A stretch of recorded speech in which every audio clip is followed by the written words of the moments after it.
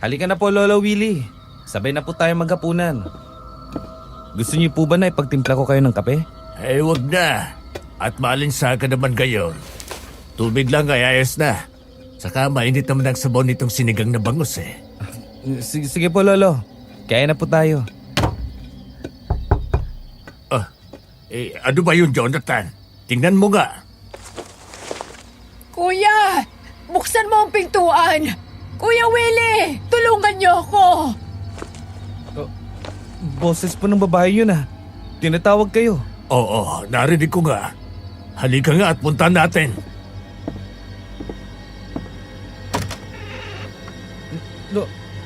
Lolo Willie, kamukha niyo siya. Oo, kakambal ko siya.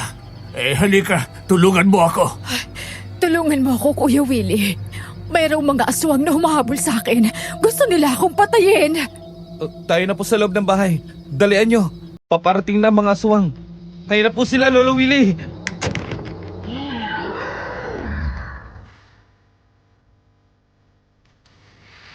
Isa sa pinakamahirap na kalaban ay ang sarili natin.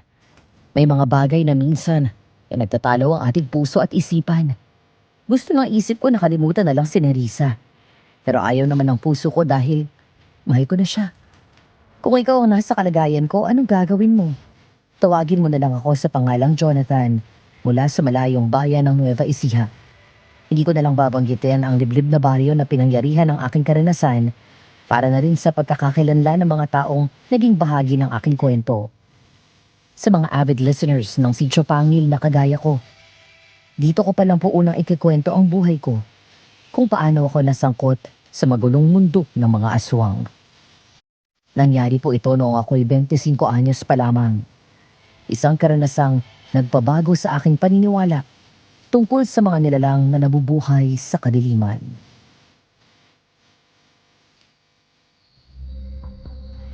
Lo, nasa paligid pa ng bahay natin ang mga aswang na humahabol sa kanya. Pagbantay ka muna sa paligid. Anong nangyari sa'yo, Wilma? Bakit ang dami mong sugat? Hindi talaga sila titigil. Hanggang hindi ako napapatay. Sinalakay nila ang bahay namin. Nagkahiwa-hiwalay kami ng aking mga anak nang tumakas kami. Ang mga ibang kapatid ni Kiko, namatay din sila sa pagtatanggol sa amin. Dadaling ka namin sa ospital para magamot yung mga sugat mo. Wag na, Kuya Willie. Hindi na rin ako magtatagal. May mga traitor na aswang na gustong ubusin ang buong pamilya namin. Bakit nagkaganon? Hindi ba sila sangayon sa pamamalakad ni Kiko bilang pinuno nila? Bakit mayroong nagagalit sa inyo? Patay na si Kiko. Aswang din ang pumatay sa kanya. Wala nang mamatay ang asawa ko'y naging magulo na ang sitwasyon sa aming baryo. May lihim na grupo na kumakalaban sa aming lahi. Gusto nila silang bumuno kaya gusto na rin nilang mawala ako. Kilala mo ba ang kalaban mo? Hindi, Kuya. Pakiusap. Tulungan mo ang pamilya ko. Alam kong delikado rin ang buhay nila. Ayokong malaman ang mga aswang na namatay ako para yung mga sumusuporta sa akin na hindi panghinaan ng loob. Pakiusap. Tulungan mo mga anak ko.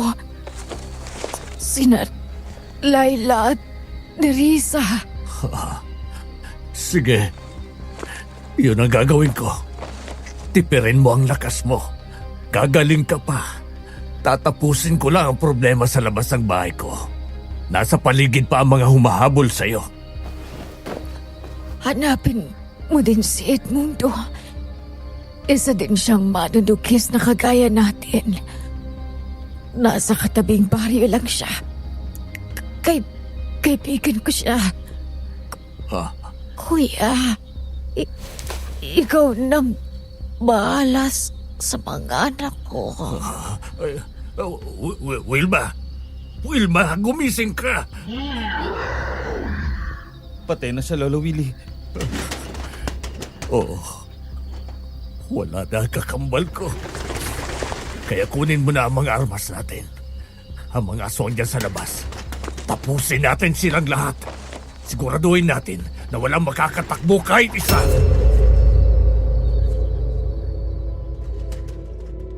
Sumang-ayon naman ako sa sinabi ni Lolo Willie. Kaagad kong kinuha ang kahon na yari sa kahoy.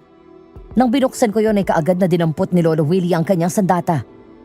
4 na matatalim na tari ng manok yon na ipinahinang niya para magdikit-dikit. Tapos sinilagyan din ng 4 na butas na parang singsing. Kaya kapag sinuot niya sa kanyang kamay ay para siyang mayroong matatalim na mahabang kuko na yari sa tari. 2 yun, kaya kaliwa at kanang kamay niya ay may nakasuot na ganon. Dinampot ko naman ang 2 mahabang kahoy na singhaba ng arnis. Pero ang magkabilang dulo ng mga yun ay merong mga nakalagay na sibat na yari sa tanso. Kaagad kaming lumabas ni Lolo Willie sa maliit na pintuan sa likuran ng bahay. Noon namin nakita ang nakatumbang motor na ginamit ni Lola Wilma.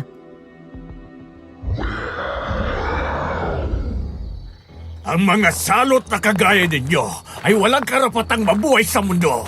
Tatapusin ko kayong lahat! Kumanda kayong lahat ngayon. Ayaw pa naman ni Lolo Willie ang naestorbo sa pagkain.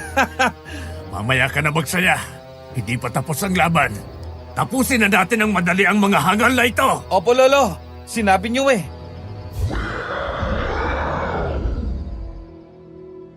Nagulat ang mga aswang nang makita kung gaano kaliksi si Lolo Willie. Nasa kabila ng kanyang edad na 60 anyos, malakas at mabilis pa rin. Higit sa lahat ay matapang at wala siyang awa sa mga kampo ng kadiliman, kagaya ng mga aswang. 15 anyos pa lang ako nang ampunin ako ni Lolo Willie. Mula noon ay tinuruan na niya ako kung paano ko maipagtatanggol ang aking sarili. Nitong mga huling taon, naintindihan ko na inihahanda pala niya ako sa mga ganitong pagkakataon para matulungan ko siya sa pagtatanggol sa aming mga kabaryo na walang kakayahang ipagtanggol ang kanilang mga sarili laban sa mga aswang. Nang dambahin nga ako ng isang aswang, sinalubong ko yon at itinarak ko sa dibdib ang talim ng aking arnis.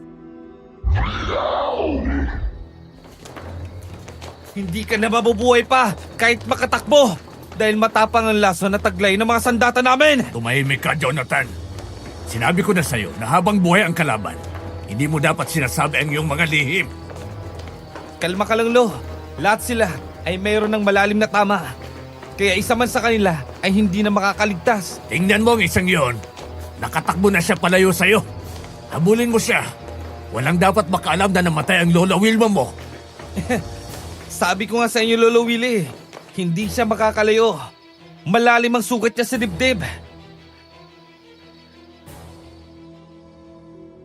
Maya-maya nga lang ay nakita ko ng bumagsak ang aswang na itinuro ni Lolo Willie. Gumapang yun sa lupa nang makita na papalapit na ako. Nang malapit na ako sa aswang ay nagulat ako nang unahan ako ni Lolo Willie. Lumapit siya sa aswang at itinutok sa leeg yun ang matatalim na tari. Pilit niyang pinapaamin ng aswang kung sino ang nag-utos sa kanila na salakayin si Lola Wilma. Pero hanggang sa malagutan ng hininga ang aswang, hindi yun nagsalita. Tumawa pa yun ng malakas bago ipinikit ang mga mata.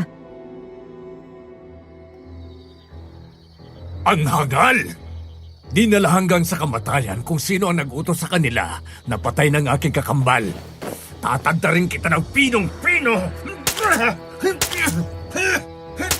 Tama na yun, Lo. Patay na ang aswang na yan. Alam naman natin na ganyan talaga ang ugali ng mga aswang. Mas mabuti pang mamatay sila kaysa magtaksil sa kanilang mga kasamahan. Tayo na sa loob, Jonathan. Tingnan na natin ang Lolo Wilma mo. Lolo Willie, talaga bang wala nang kakambal niyo? Oo, wala na siyang pulso. Talagang patay na siya. Ang kawawa kong kapatid. Ilang taong kaming hindi nakita. Sa ganitong paraan lang pala mauulit na magkita kami. Matagal na ako sa iyo, Lo. Pero ngayon ko lang nalaman na mayroon ka palang kakambal. Hindi ko na ikinuwento sa iyo ang tungkol sa kanya. Dahil tiyak nakukulitin mo ako sa maraming bagay. Una na doon ang pagiging manunugis ko at ang pagpayag ko na mapangasawa ng aswang ang kapatid ko. Oo nga po, Lolo Willie. Ayoko kasi na maging magulo ang isipan ko. Gusto ko malinaw ang lahat para kapag magdesisyon ako, hindi ako mag-aalinlangan. Sige, ganito yon. Kami ng Lola Wilma mo ay dati ng manunugis ng aswang. Pero umibig siya kay Kiko na isang aswang. Mabait naman si Kiko sa kabila ng ganon ang kalagayan niya. Nagmahalan sila at lumayo sa lugar na ito. Ibig bang sabihin, naging aswang din si Lola Wilma? Kahit si Kiko ang pinuno sa kanilang grupo, ay hindi niya pinilit si Wilma na maging kagaya nila. Sa pagkakaalam ko, ay mababait silang aswang. Hindi sila nananakit ng tao. Meron palang aswang na kagaya nila. Nag-aalaga sila ng mga hayop para may pagkain sila. Hindi sila nananakit ng tao. Pero kagaya ng sinabi ni Wilma, nagsimula ang gulo sa lugar nila nang mamatay si Kiko. May gustong umagaw ng pamumuno. Hindi nga kasi aswang ang Lola Wilma, kaya hindi sila papayag na siyang mamuno sa kanila. Iginalan lang siya noon, Lo, dahil kay Lolo Kiko. E anong binabalak mo ngayon, Lolo Willie? Ililibing muna natin si Wilma. Tapos ay pupunta tayo sa lugar nila.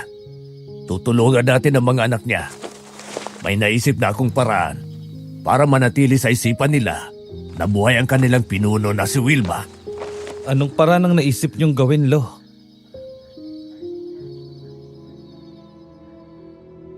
Ngumiti lang ng bahagya sa akin si Lolo Willie. Nang mailibing namin si Lola Wilma, ay saka ko lang naunawaan ng parang naiisip niya. Sa tulong ng kaibigan naming bakla ay pinahiram niya si Lolo Willie ng mahabang wig at mga damit na pangbabae. At dahil kamukha nga niya ang kanyang kakambal na si Lola Wilma, ay nagmukha na nga siyang babae. Nagsuot din kasi siya ng bra na nilagyan ng binilot na damit para bumukol ng kaunti. Kaya nang tumayo siya sa aking harapan, ay tawa ko ng tawa. Kasi nga para namang nabuhay na muli si Lola Wilma. Pero bigla akong natigilan at nag-isip. Kasi may naisip akong malaking problema.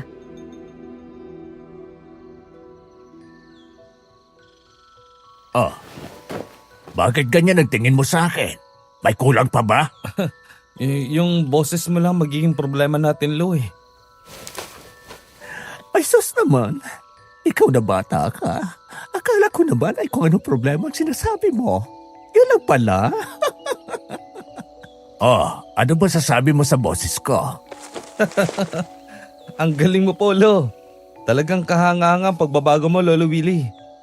Sa anyo at sa boses, parang ikaw na talaga si Lola Wilma. Kaya pagdating natin sa baryo nila, sisimulan na natin ang ating misyon. Lola Wilma na ang itatawag mo sa akin dahil patuloy ako magkukunwari hanggang hindi natin natutuklasan ang tunay ng mga kaaway. Sige po. Kailan tayo alis para maihanda ko na mga dadalhin natin, Lo? Bukas din ay lalakad tayo. Gamitin na lang natin ang motor ni Lola Wilma. Sa tingin ko naman tatakbo pa yun kahit marami ng sira. Sa palagay ko ay hindi na rin natin yun magagamit dahil butas ang tangke ng gasolina. Naubos na ang karga ng matumba eh. Sasakay na lang tayo ng bus o jeep papunta sa lugar nila.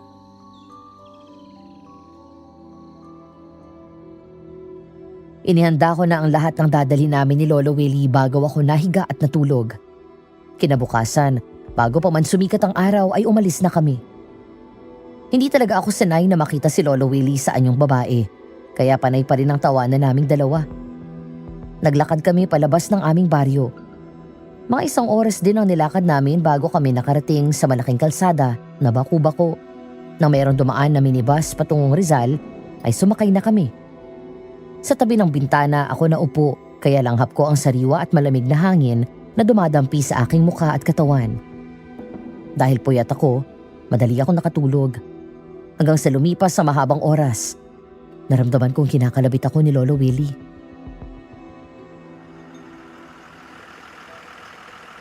Oy, gumising ka na. Bababa tayo ng bus. Bilisan mo at nang maalis na sila. Mahaba pang biyahe nila eh. Dito na pala tayo. Sige po. Ako na po magdadala ng lahat ng mga gamit natin. O sige, bilisan mo.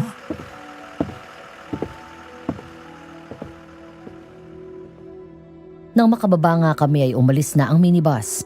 Lumapit sa akin si Lolo Willie. Kinuha ang kanyang armas at inilagay sa maliit na bag na bitbit niya. Nagsimula na kaming maglakad sa isang maliit na kalsada. Naging tahimik kaming dalawa habang binabagtas ang daan na yun. Paano nga wala kaming nakita na bahay doon? puro malalaking kahoy at matataas na talahib ang makikita sa magkabilang bahagi ng lugar na yon. Maya-maya ay tumigil kami sa paglakad nang makarinig kami ng tunog ng makina ng tricycle na papalapit sa amin. Di nga nagtagaling nakita namin ang tricycle. Huminto yun sa harapan namin. Ngumiti ang driver pero dahil hindi naman namin kilala ang driver kapwa kami natigilan.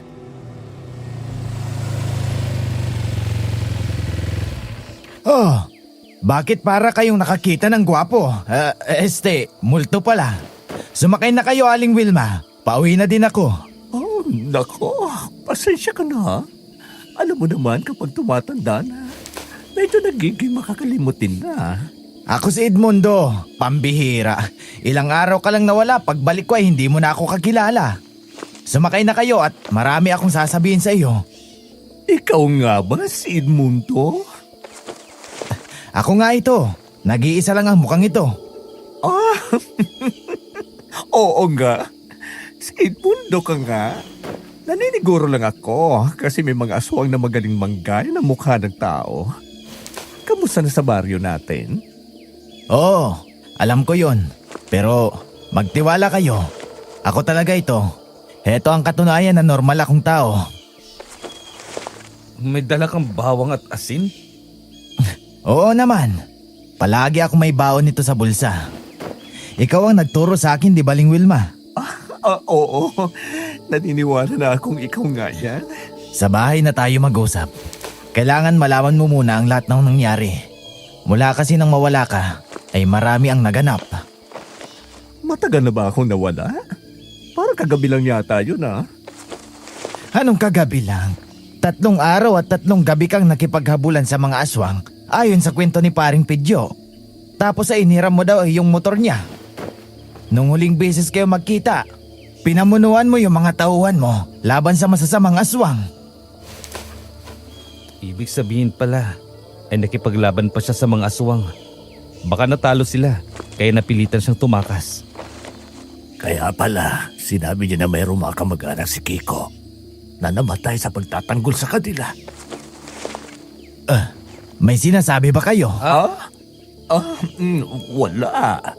Naisip ko kasi yung motor. Nakakaya naman kay Pidyo. Tama, yung motor pinag-uusapan namin. Nasira na kasi. Oo nga. Nasira sa huling labanan bago tumakas si Lola Wilma. Ay sige na, maiintindihan naman siguro yun ni Pidyo. Tayo na, bago pa mayroong makapansin sa atin sa lugar na to.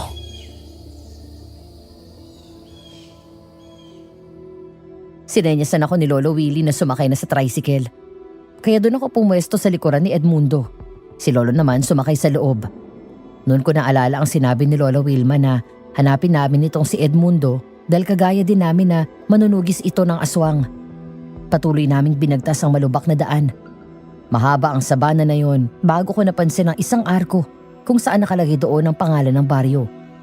Nakita ko na parang normal naman ang lahat dahil maraming tao sa paligid na ginagawa ang mga normal na gawain ng mga tao. Yun nga lang, lahat ng madaanan namin ay napapatingin sa akin. Normal lang naman yun dahil hindi nila ako kilala. Kaya matatamis na ngiti lang ang iginanti. Hanggang sa makarating kami sa bahay ni na Edmundo.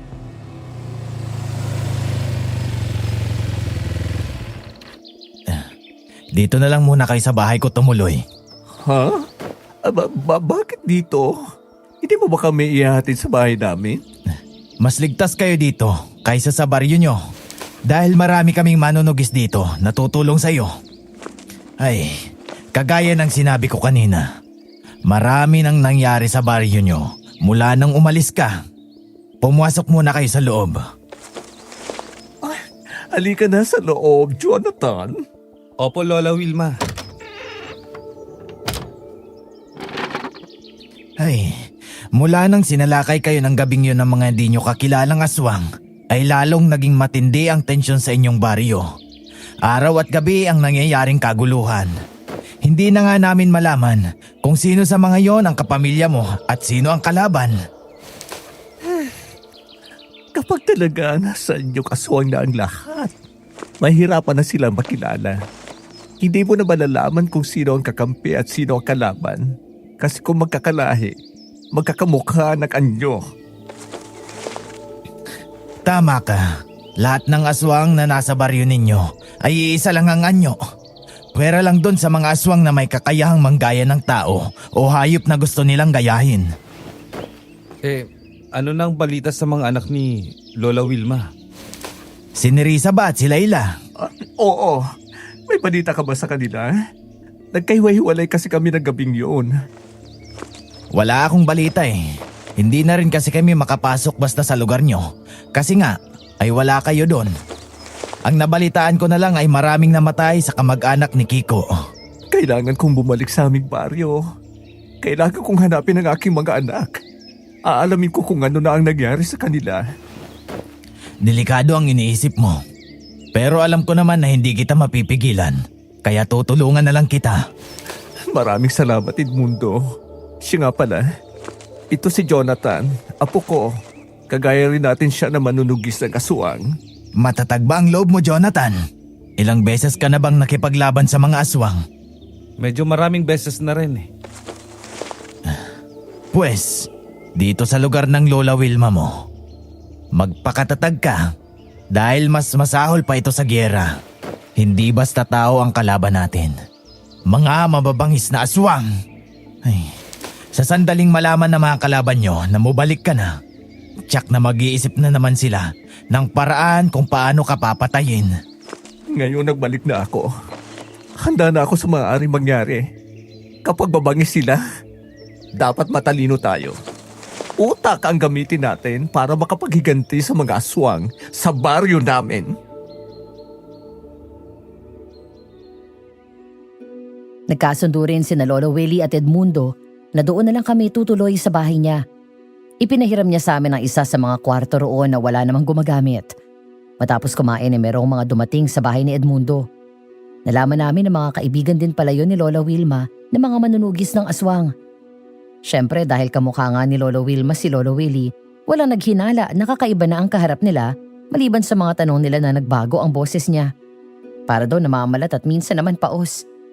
Pero hindi yun ang mahalaga kundi ang pagbabalik ni Lola Wilma para ipagpatuloy ang hindi natapos na laban sa mga aswang.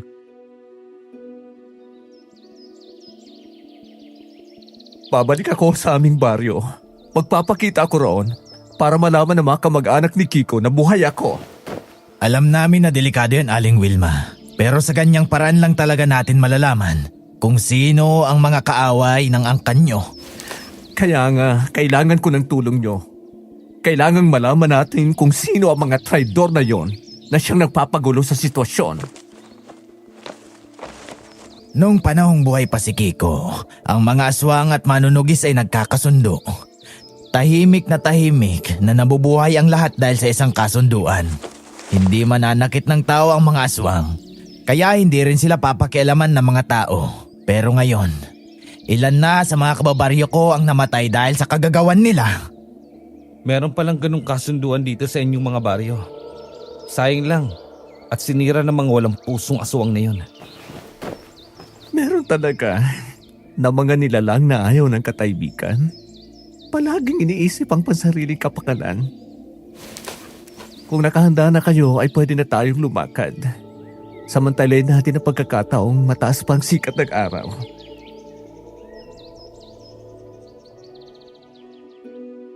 Sumang-ayon naman ang lahat ng naroon.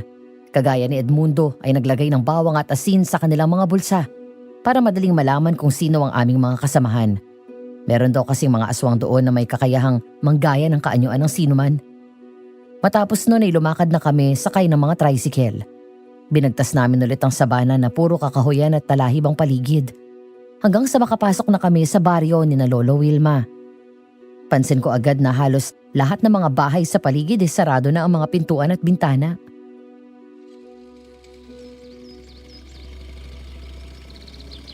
Lola Wilma, masyadong tahimik ang paligid. Kahit asong gala ay wala akong makita. Nakakabingi ang katahimikan sa lugar na to. Totoo kayang wala ng tao dito? Huwag kang masyado magtiwala sa mga ganitong lugar, Jonathan. Basta humanda ka lang. Dahil madalas ay sumasalakay ang mga aswang sa oras na hindi mo inaasahan. Hindi naman siguro nila sasalakayin ng pinuno nila, di ba? Hindi ba, Edmundo? Tama ka, Jonathan. Ang lahat ng mga nakatira sa maliit na baryo na ito ay mga aswang na kamag-anak ng lolo Kiko mo. Mga tagasunod na din ng lola Wilma mo. Pero sa nangyaring kaguluhan, parang nag-alisa na yata sila dito. Kung nag-alisa na nga silang lahat sa lugar na ito, tiyak na wala na ring dahilan ang mga kalabang aswang para pumunta pa ulit dito. Kasi wala na sila makikitang tao. Maaring ganun nga, Aling Wilma. Pero alam nyo naman ang ugali ng mga aswang. Mga tuso din. Pwedeng nandito pa rin sila, pero nagtatago lang sa mga lihim na lugar para hindi basta makita ng mga kalaban nyo. Sana nga ay mangyari ang sinasabi mo, Edmundo. Sana ay nagtatago lang sa isang lugar na ligtas sina Nerissa at Laila. Sana ay buhay pa sila.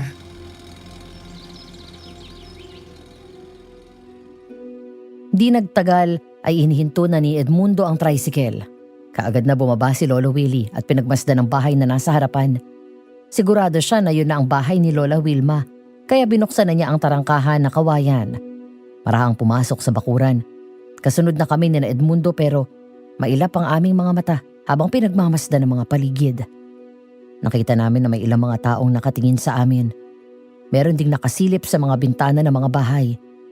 Nakita ko na pumasok na sa loob ng bahay si Lolo Willie, kaya naman sumunod na kami ni Edmundo. Ang iba naman na kasama ay naiwan sa labas ng bahay para magbantay.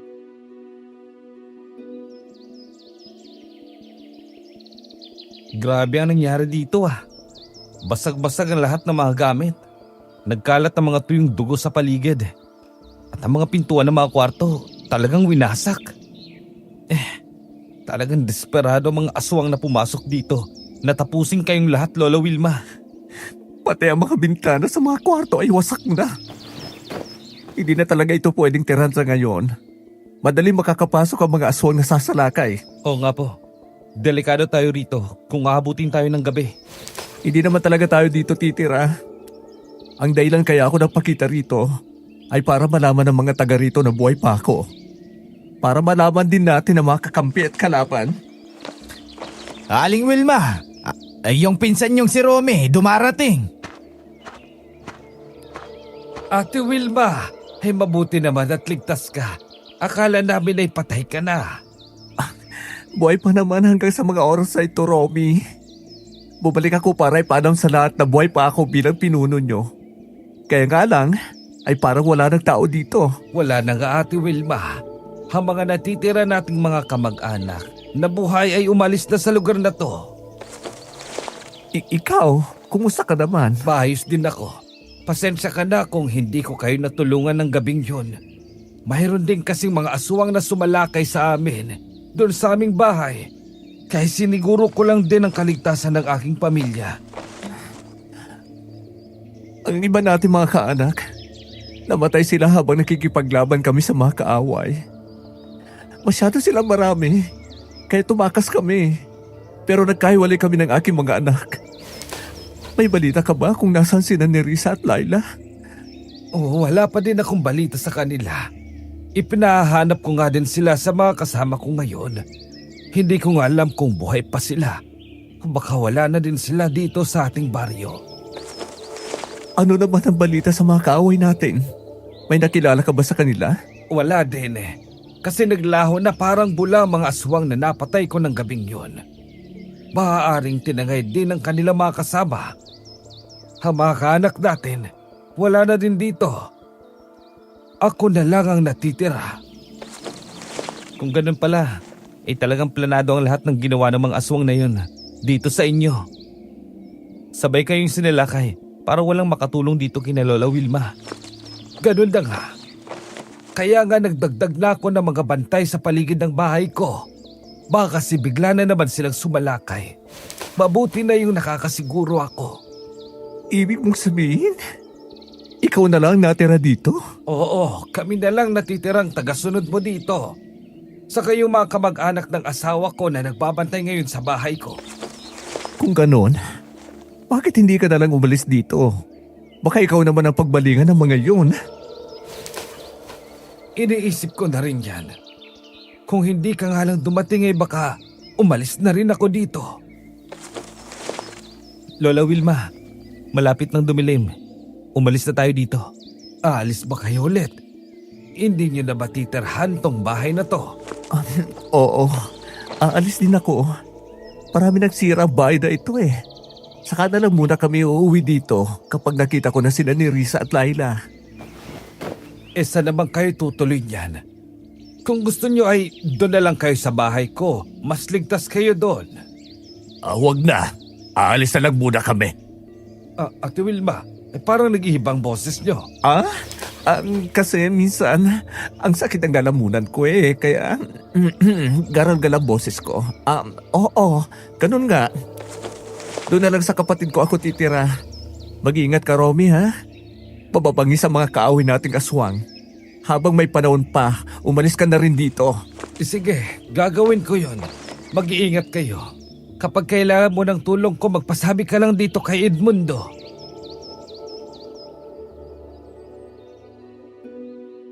Ngumiti lang ng matipid si Lolo Willie kay Mang Romy. Tapos lumabas na kami ng bahay. Doon ay nakita namin ang dalawang lalaki na kasama niya. Lahat ay nakangiti kay Lolo Willie. Inihatid pa kami hanggang sa labas ng bakuran pero sa halip na sumakay si Lolo Willie sa tricycle ay naglakad siya sa kalsadang palabas ng baryo. Sinadya niya yon para makabisado ang lugar. Sinundan ko naman siya. Sina Edmundo naman ay nakasakay sa tricycle at nauna nang umalis doon. Sinabi ni Lolo Willie na hintayin na lang kami sa bukana ng baryo. Nang makaalis na sina Edmundo ay saka namin naramdaman ang malakas at kakaibang hangin. Mainit ang simoy noon. Kinilabutan ako. Si Lolo Willie man ay naramdaman ang kakaibang aura na yon kaya saglit na tumigil at tumingin sa paligid.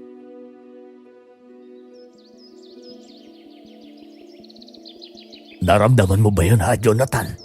Oo, Lolo Willie. Parang may biglang dumating at nagtatago lang sa paligid.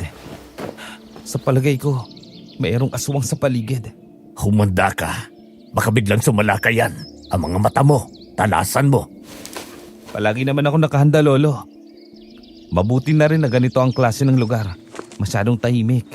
Kapag may kakaibang ingay na naririnig tayo, tsak aswang yun. Jonathan, hayon. Sa bandang una natin, sa bahay na yon, meron akong nakitang tumakbo ron. At teka, meron din doon sa kabila at hayon pa. Ang talas pa rin talaga ng mga mata mo, Lolo Willie.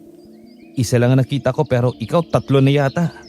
Sa palagay ko ay hindi lang sila 3. Humanda ka. Mukhang hindi sila kakampi. Kung tagasunod ko ang mga yan, hindi na kailangan pang magtago. Dapat lumapit na sila kaagad. Tama ka, Lolo. Lola Wilma ang itawag mo sa akin kahit tayo na lang dalawa. Matalas ang pandinig ng mga aswang. Baka malaman nila na peke ako. Masisira ang ating mga plano. Ay, oo nga po pala. Pasensya na. Nagdiretso nga kami ng paglakad ni Lolo Willie. Nang mapatapat kami sa sinabi niyang bahay, ay kaagad kong dinukot sa dala kong bag ang aking armas. Hinawakan ko lang yon pero hindi ko nilabas. Paano wala naman kaming nakita doon kaya nagtuloy na kami sa paglalakad ni Lolo Willie.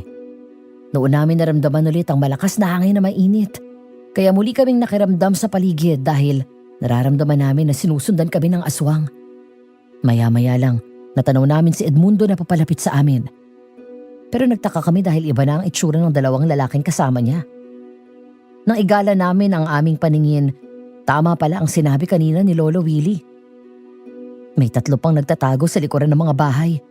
Pero ngayon lumantad na.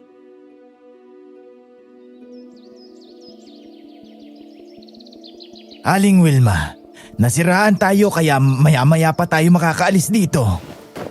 Ganun ba? Di sana ay hinintay nyo na lang kami doon sa bukana ng baryo. Yun ang pinag-usapan natin, di ba? May pinag-usapan ba tayo? Meron. Pero dahil hindi mo alam, tsaka ko na hindi ikaw sa Edmundo. Lamunin mo kasi na to! Aray ko! Buwisit ka! Bakit mo ako binato ng asin sa mukha? Hindi na kayo makakalabas sa lugar na ito. Mga kasama, patayin nyo ang dalawang yan! Akala nyo siguro, kahit marami kayo, ay matatakot kami sa inyo. Nagkakamali kayo. Dahil kayo talagang hinahanap namin. Pagbabayaran nyo ang ginawa nyong pagpatay sa aming mga kaanak! Huwag kayong mag-alala. Makikita nyo na ang mga mahal nyo sa buhay na namatay. Kapag wala na ang pinunong Wilma, kami na ang maghahari sa baryong ito. Ngayon, alam ko na kung bakit gusto niyo ako mamatay. Ang pamumuno pala sa mga aswang ang gusto niyo. Pero baliwala na yon kasi pinatay niyo na ang karamihan sa mga narito. Ang mga tapat na tagasunod mo lang ang pinatay namin. Pero ang sumang-ayon sa amin, buhay pa din sila hanggang sa ngayon. Pero madadala mo sa iyong kamatayan ang lihim na yan. Tumalikod ang aswang na gumaya sa mukha ni Edmundo at nang humarap yun, iba na ang mukha. Mukha na ng aswang. Ang mga kasamahan naman niya, kaagad na sumugod. Hindi man sila nagpalit ng anyo kagaya ng isang hayop o halimaw, lumabas naman ang matatalim nilang mga pangil. Akala nila walang sandata si Lolo Willie. Nagulat ang isang aswang na sumugod palapit sa amin nang makita noon ang matalim na tari sa mga kamay ni Lolo Willie. Bago pa siya makaatras, tinamaan na siya ng mga talim ng tari sa leeg. Halos magputol ang leeg ng aswang. Paluhod na bumagsak kaya sinipa ako yun. Matapos ay hinarap ko ang dalawa pa. Nagulat din sila sa armas ko na kabilaan ng talim. Ang mga mata nila ang pinuntirya ko. Tumagos sa ulo nila ang talim nun. Bagay na ikinagulat ng iba pa. Pero nang makabawi sa pagkabigla, muling sumugod. Akala niyo yata ay madali niyo lang ako mapapatay, ha? Nagkakamali kayo? Ibang klase ka talaga, Aling Wilma. Matanda ka na pero ang lakas mo pa rin. Totoo pala ang sinabi ng aking mga tauhan na sumalakay sa inyo nung gabing yon. Kaya ngayon, napatunayan mo na ang aking lakas. Humanda ka! Dahil ikaw na ang kasunod! Mayabang ka, matanda. Humanda ka sa akin. Bago mo malapitan si Lola Wilma, ako muna ang harapin mo. Tapusin mo muna ang Alipores bago ang pinuno! Nagulat ang aswang nang harangin ko siya at sunod-sunod kong atakihin gamit ang dalawang armas. Kahit maliksi siya ay hindi niya alam kung paano iiwasan ang dalawang armas ko. Tumalon siya pa itaas tapos tinadyakan niya ako sa dibdib. Tinamaan ako't napatumba pero kaagad din akong nakatayo. Kaya nang lumapit siya, muli kong winasiwas ang aking arnis. Dumaplis ang talim noon sa mukha ng aswang. Dahil doon muli siyang napaatras. Nanlaki ang mga mata niya nang makitang patay na ang 5 niyang kasama. Tinapos na rin yun ni Lolo Willie. Ang natitirang aswang ay tumakbo nang makitang paparating na din si Manang Romy at ang grupo ni Edmundo na dala ang mga tricycle. Hindi ba ito ang huli nating pagkikita, Aling Wilma? Hindi kami titigil hanggat hindi ka nawawala sa aming landas! Sabi ko na nga ba kaya natagalan kayo makarating sa bukana ng baryo, nagkaroon kayo ng problema. May 6 na aswang na sumalakay sa amin. Isa ron ang gumaya sa iyong mukha, Edmundo. Mabuti na lamang at naisip ko na iba ang mukha ng mga kasamahan niya. Talagang walang pinipiling oras ang mga walang hiyang yon, Ate Wilma. Mga kasama, sundan niyo at habulin ang aswang na yon. Huliin niyo siya para mapaamin natin kung sino ang nag-uutos sa kanila na pagtangka ng buhay ng ating pinuno. Ang pamumuno sa barong ito ang gusto nila, Romy. Pwede ko naman sanang ibigay sa kanila ang bagay na yon kung nakipag-usap lang sila ng maayos. Pero dinaan nila sa dahas. Marami silang pinatay, kaya dapat lang silang magbayad. Napakasama ng mga aswang na yon. Dahil sa kasakiman, maraming buhay ang nasasayang. Mabuti at nakaligtas kang muli, Ate Wilma. Mag-iingat ka palagi. Umalis na tayo dito, Aling Wilma. Malapit nang kumagat ang dilim. Ikaw din, Romy. Mag-iingat ka. Sana'y matapos ang ating problema at magbalik sa normal ang lahat. Ay sige, aalis na kami. Hahanapin ko pang aking mga anak. Tayo na, Edmundo. Ano yun, Aling Wilma? Ang sabi ko, umalis na tayo. Oo nga, Edmundo. Umalis na tayo. Oh? Bakit ka tumatawad dyan? Kasi naman yung boses nyo. Papalit-palit. Baka di magtagal ay mabistol na kaagad tayo. Pinagsasanayan ko na nga na purong boses sa babayang gawin. Huwag ka nang maingay. Baka magtaka pa si Edmundo.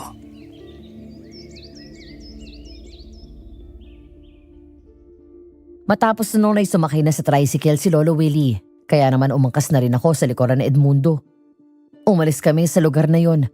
Natanaw ko pa si Mang Romy na naglakad sa kalsada pabalik sa kanyang bahay. Nang makalabas na kami ng baryo, muli naming dinaanan ng mahabang sabana na puro kakahuyan. Napakislot ako sa aking kinauupuan nang mapatingin ako sa isang malaking puno na aming nadaanan na mayroon akong nakita na isang magandang babae na nakasuot ng purong itim na damit. Maamo ang kanyang mukha at mahaba ang buhok. Nakatingin siya sa akin. Meron siyang kasama na isang malaking asong itim. Bahagya rin akong ngumiti sa kanya pero wala siyang emosyon. Nanatiling seryoso ang mukha niya habang nakatitig sa akin hanggang sa tuluyan ng makalayo ang tricycle.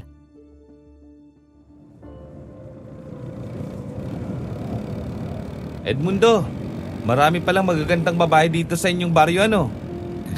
Oo naman, pero mas marami sa baryo ng Lola Wilma mo. Halos lahat ay magaganda roon. Kaya nga lang, ay hindi ko alam ngayon kung nasaan na sila. Meron tayong nadaanan kanina sa sabana. Nandun sa tabi ng malaking puno. Napakaganda ng babaeng yon. Kaya nga lang parang masungit. Ay, mag-iingat ka sa mga babaeng makikita mo, Jonathan. Baka hindi mo namamalayan na pinaglalaruan ka ng mga babaeng aswang. Aba, kung gano'n namang kagandang aswang payag na akong paglaruan niya. Basta ba, wag niya lang akong papatayin kasi lalaban ako. Hindi silang madaling magtiwala sa tao. Advance mag-isip ang mga yan, kaya konting pagkakamali mo lang ay pwede ka nilang kagatin at patayin.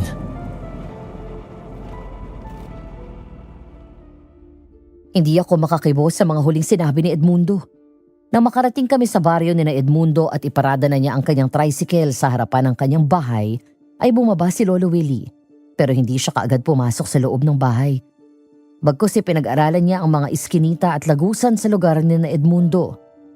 Napansin niya na merong isang mahabang iskinita sa kabilang bahagi ng lugar na yon, bago pa makarating sa bahay ni Edmundo. Kaagad niyang pinasok yon at nilakad hanggang dulo.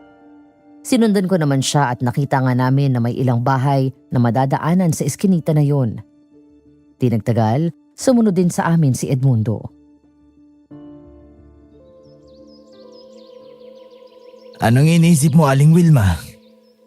Ang iskinita na ito na tinutumbok ang bahay mo, kailangan na mayroon tayong tao na magbabantay dito. Para kung may paparating na kalaban, bago pa makalapit sa bahay mo ay malalaman na natin. Tama ka, Aling Wilma. Sa nangyari kanina sa baryo, tsak na nagpaplano na naman ang mga kalaban natin ng panibagong pagsalakay. Kasi alam nila na buhay ka pa. Ako na lang magbabantay sa eskinita na to, Lola Wilma. Edmundo, yung mga bahay na nadaanan natin, sigurado ka bang katulad din natin ang nakatira doon? Sigurado, Jonathan. Walang aswang sa mga kapitbahay ko. Halos lahat ng mga kalalakihan dito ay manunugis ng aswang. Kaya wala kang dapat alalahanin. Tutulong din sila sa atin. Mabuti naman kung ganon. Kapag mayroong nagkamaling pumasok na aswang dito, tsak na madidisgrasya siya. Sige. Ikaw na ang magbantay sa lugar na ito, Jonathan. Mayroon ka na dito, total ay nagsisimula ng kumalat ang dilim. Sige po, Lola Wilma. Ay, siya nga pala, Jonathan. Yung mga nakatira dyan sa mga nadaanan nating bahay kapag dumaan sila ay papasukin mo. Oo, Edmundo. Alam ko naman ang pagkakaiba ng normal na tao sa isang aswang. Kaya walang problema kahit magpabalik-balik pa sila. May mga dalaga ding nakatira doon sa isang bahay sa dulo. Tiyak na magtataka ang mga yon kapag nakitang nakabantay ka dyan. Ikaw na ang bahala magpaliwanag. Hindi naman magagalit ang mga yon. Tiyak na matutuwa pa dahil alam nila ang sitwasyon dito. O sige, ako nang bahala sa mga yon. Lalo na sa mga dalaga. Lola Wilma, baka dito na ako makahanap na magiging asawa. Bahala ka sa diskarte mo. Tayo na, Edmundo. Ituro natin sa iba natin mga kasama ng mga pwesto nila. Bakit ganyan ang tingin mo sa akin? May problema pa? Talagang matalino ka, Aling Wilma. Karapat dapat na talagang maging pinuno. Tuso ang mga aswang, kaya dapat ay talino din ang gamitin natin laban sa kanila. Tayo na.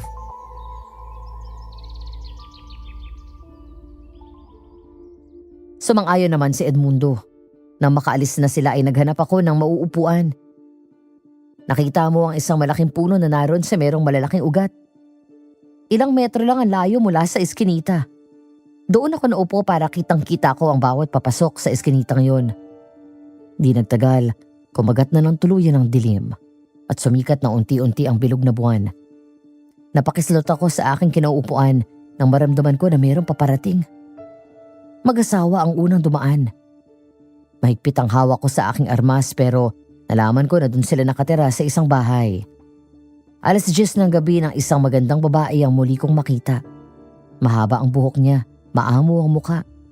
May dala siyang biskis ng mga tuyong kahoy.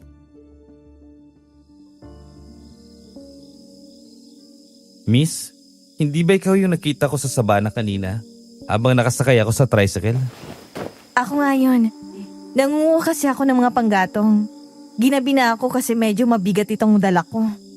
Dito ka pala nakatira. Oo, dyan sa looban. Dito lang ako sa eskinita madalas dumadaan dahil malapit dito. Malapit kina Mang Edmundong bahay ko. Ganun ba? Ang gusto mo tulungan na kita. Ako na magpapasa ng kahoy na dala mo. Naku, wag na. Kayang-kaya ko naman ito eh. Teka, ikaw ba yung kasama ni Lola Wilma kanina sa tricycle? Oo, ako nga yun. Kilala mo pala siya? Lahat ng tao dito kilala siya. Eh, bakit nandito ka? Nasaan ba siya ngayon? Nagbabantay ako dito. Mainit ang sitwasyon ngayon. Maraming nagtatangka sa buhay niya. Kaya nga hindi ka dapat umalis din sa pwesto mo. Sige, uwi na ako. Mag-iingat ka dito ha. Salamat. Ang bait mo naman pala. Ako nga pala si Jonathan. Ikaw, anong pangalan mo? Ako Isay. Yan ang pangalan ko. Ang ganda ng pangalan mo. Bagay sa'yo. Maganda ka rin kasi. Bolero ka pala. Sige, alis na ako.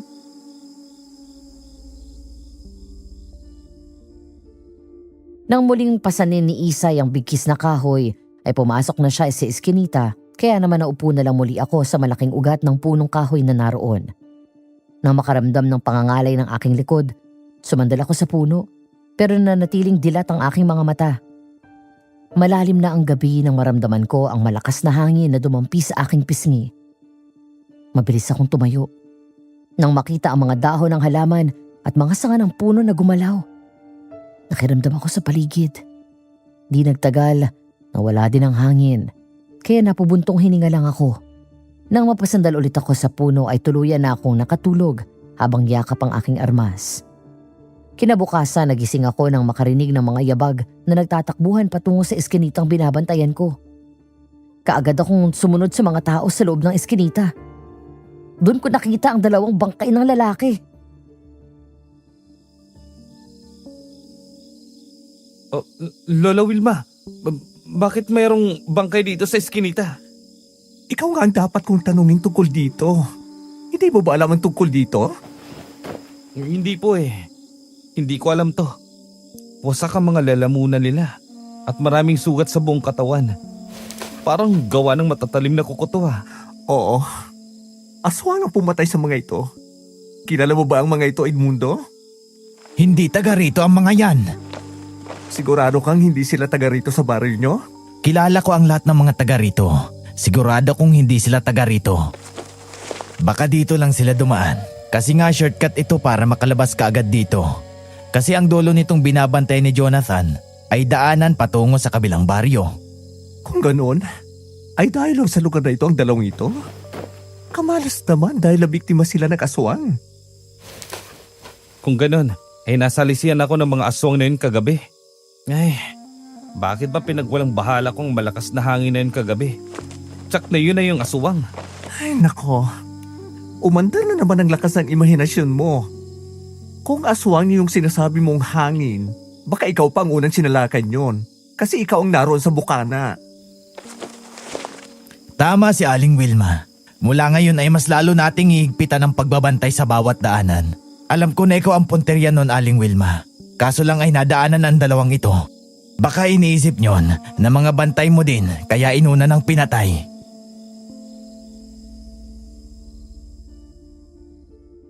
Isinakay namin sa kariton ang 2 bangkay.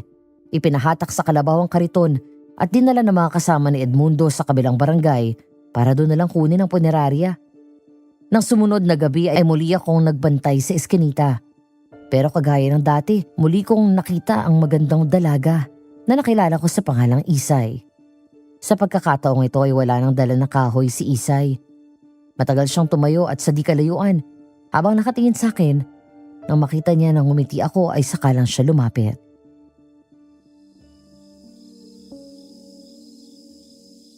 Wala kayatang dala na kahoy ngayon. San bang lakad mo? Hindi ako makatulog. Nakakainip sa loob ng bahay kaya lumabas na lang ako at naglakad-lakad.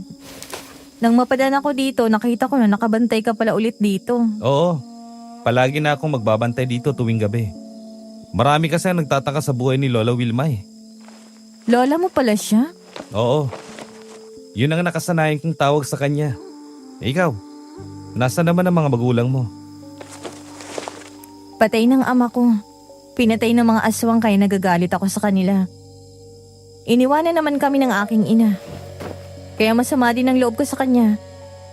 Kung hindi ko nga lang siya naging ina, baka pinatay ko na rin siya kasi pinabayaan niya kami. Nasaan bang iyong inay? Huwag na siyang pag-usapan natin. Lalo lang sumasamang loob ko eh. Basta ganun ang sitwasyon ng buhay ko. Dahil ina ko siya, ay hindi ko rin kayang pabayaan. Ang lalaking niya napaparating. Aswang yan, Jonathan. Oh, sigurado ka ba?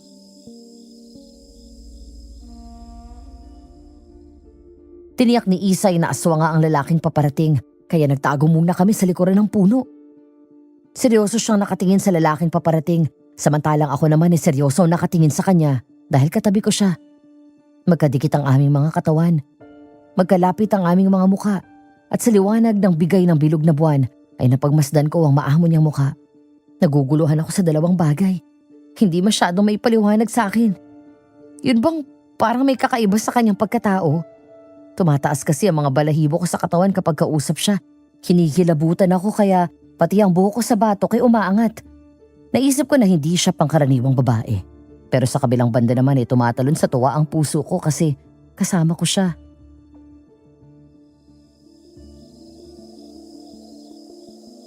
Bakit sa akin ka nakatingin?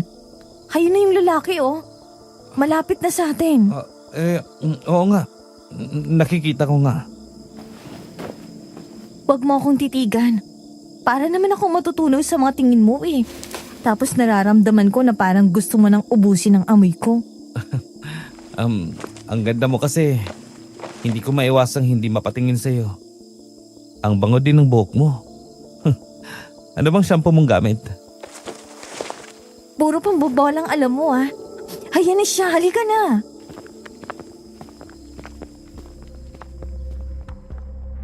Nagulat ang lalaki nang bigla kaming lumabas sa likuran ng malaking puno at harangin siya. Sinita ko siya. Alam ng lalaki na alam na namin ang pagkatao niya. Nang mapatingin siya kay Isay ay parang nakaramdam siya ng takot. Bigla siyang tumakbo pero kaagad naming nahabol. Noon ko napatunayan na totoo nga ang sinabi ni Isay. Aswang nga ang lalaki dahil bigla itong tumigil sa pagtakbo. Nang humarap ito sa amin, ganap na siyang aswang. Isang gabunan.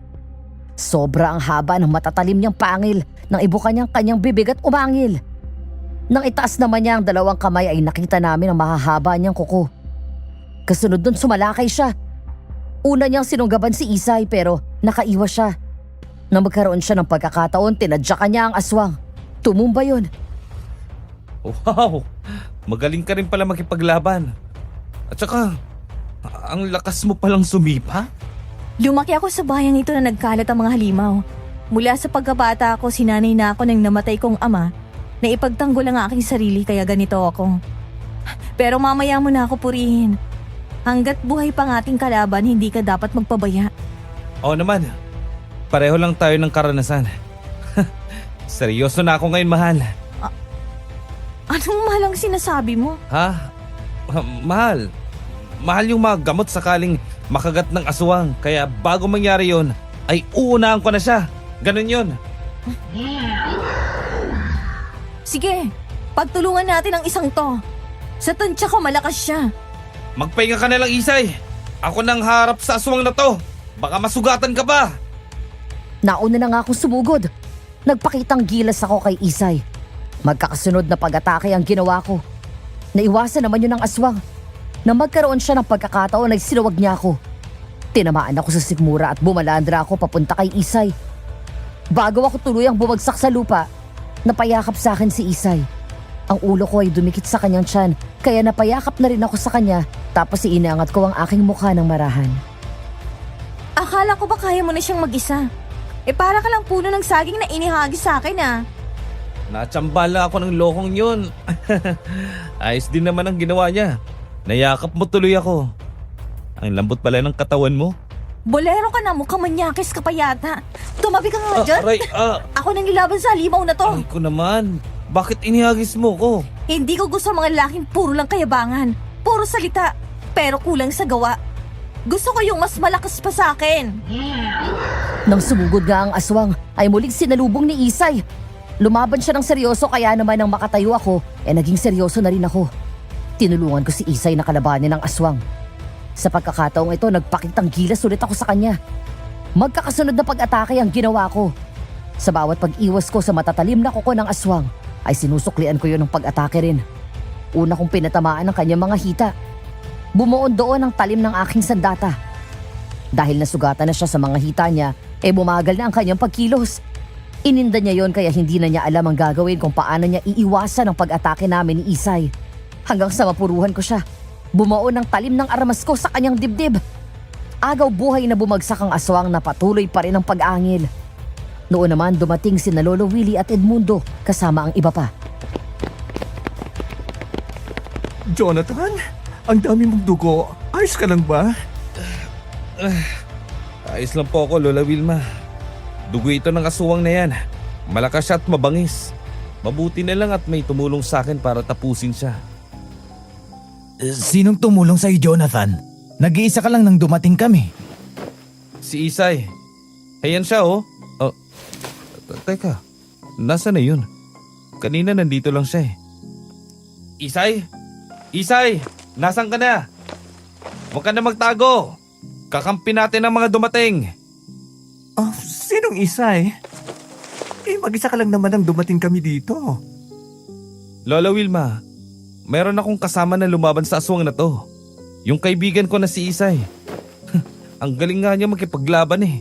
Ang lakas niya. Paalala lang, Jonathan, ha? Mag-iingat ka.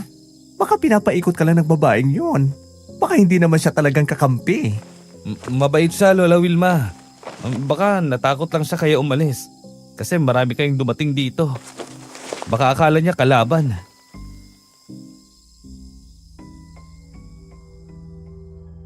Hindi na ako kumibo. Kahit ano kasing paliwanag ko sa kanila, parang hindi naman sila naniniwala sa lahat ng mga sinasabi ko. Di nagtagal, isa-isa nang nag-alisa ng mga tao nang makitang ganap nang naging abo ang aswang. Bumalik na ang lahat sa kanya-kanyang mga pwesto. Kaya naman, bumalik na rin ako sa tabi ng malaking puno. Muli akong naupo sa mga ugat nun. Panay kasi ang buntong hininga ko habang patuloy na naghahanap sa paligid. Naghihintay na sana muling bumalik si Isay. Matagal na oras ako namalagi doon habang nagbabantay sa eskinita. Nagulat ako nang merong bumulong sa aking tenga.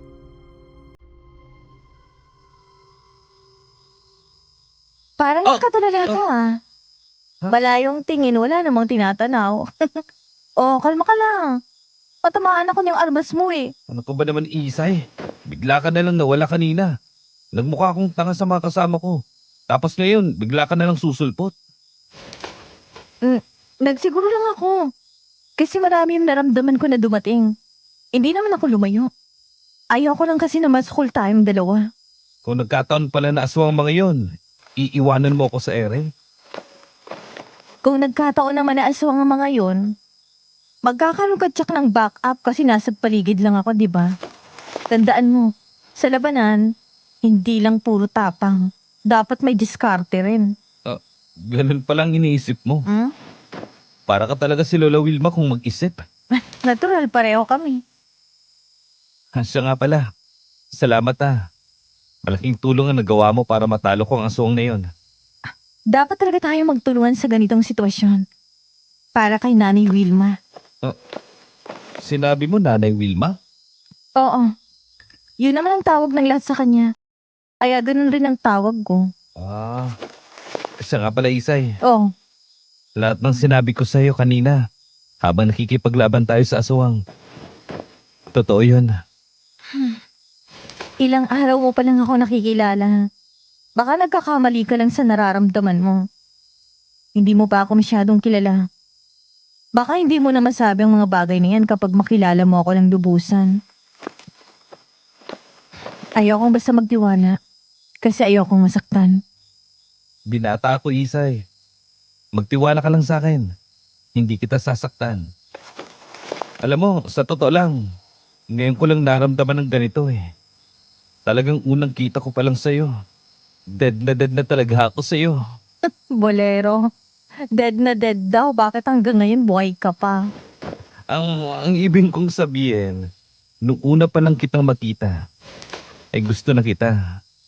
Tumatalon-talon ang puso ko. Ganon daw ang pag-ibig. Sige. Papaniwalaan ko yan sa ngayon. Siya nga pala. Uwi na ako. Malalim ng gabi eh. Magpapahinga na ako. Sige, mag-iingat ka.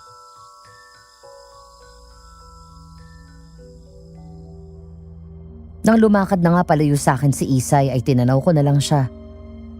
Natutuwa ako dahil sa pakiramdam ko, gusto rin niya ako. Nang makapasok na siya ng eskinita para umuwi sa kanila, bahagya ako napatalon sa tuwa. Hindi nagtagal, pumunta ako sa bukana ng eskinita at tinanaw ko pa si Isay. Hindi ko na siya nakita. Pero ramdam ko na meron din siyang pagtingin sa akin, lalo na nang sabihin niya na pwede ko siyang back up. Kaya muli ako naupo sa tabi ng malaking puno. Sumandal ako at pinagmasdan ng bilog na buwan habang nangangarap na kasama si Isay. Yun ang simula ng palagi naming pagkikita ni Isay tuwing gabi. Magkasama kaming nagbabantay sa eskinita hanggang sa tuluyang magkaunawaan ang aming mga puso. Kapag may dumating na aswang, pinagtutulungan naming patayin. Pero pag sikat ng araw, nagulat ako na maalimpungatan. Paano nga narinig ko ang mga taong nagkakagulo. Nang tingnan ko ay nagpupuntahan sila sa eskinita, kaya kaagad akong bumangon at sumunod sa kanila. Kaya aking nakita na isa pang bangkay ng babae ang natagpuan sa gilid ng halamanan sa tapat ng isang bahay. Nagkakagulo muli ang mga tao. Nakipagsiksikan ako para makalapit sa bangkay dahil naroon si Edmundo. Muli akong lumapit kay Lolo Willie.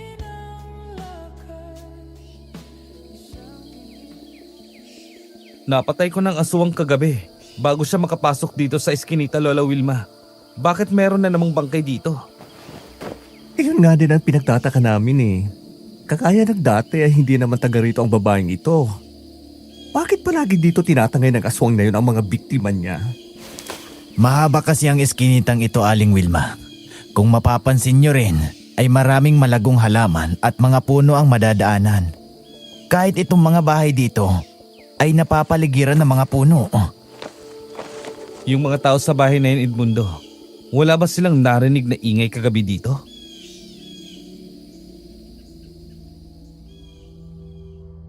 Maya-maya lang ay nasagot ang lahat ng aming mga tanong nang lumapit sa amin ng may-ari ng bahay na malapit doon. Sinabi niya na kagabi akong 3:00, meron silang narinig na parang mga aso nag-aaway. At nang sumilip sila, 2 malalaking aso nga ang nakita nila nag-aaway. Pero hindi ordinaryo ang laki ng mga asong yun. Kasing laki ng mga tao. Kaya tsak nila na mga aswang ang mga yun. Hindi naman daw sila makalabas para humingi ng saklolo dahil baka sila naman ang pagbalingan ng mga aswang.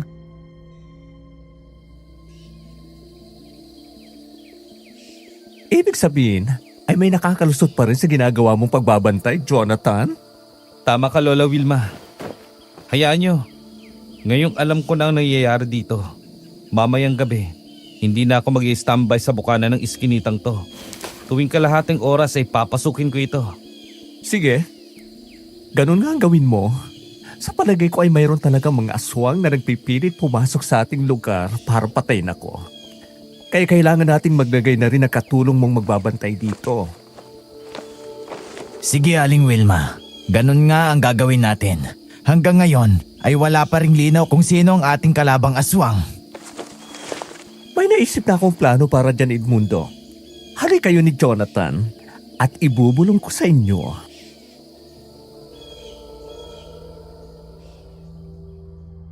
Bahagya naman kaming lumapit ni Edmundo kay Lolo Willie, kaya ipaliwanag niya ng mabuti ang aming gagawin. Kaya nang sumapit ang gabi, ay sa gitna ako ng eskinita pumwesto. Nakituloy ako sa isang bahay na nakatayo roon. Pumayag naman si Nomer dahil kagaya din namin, isa rin siyang manunugis. Bilog na bilog ang buwan ng gabing yun. 12:00 na ng gabi nang makarinig kami ng ingay sa eskinita. Alam ko na angil yun ng aswang kaya nagmamadali akong lumabas. Nakita ko na patay na ang isang lalaki. Pinatay siya ng aswang at ang salari na palagi palang pumapatay sa eskinita ay si Isay.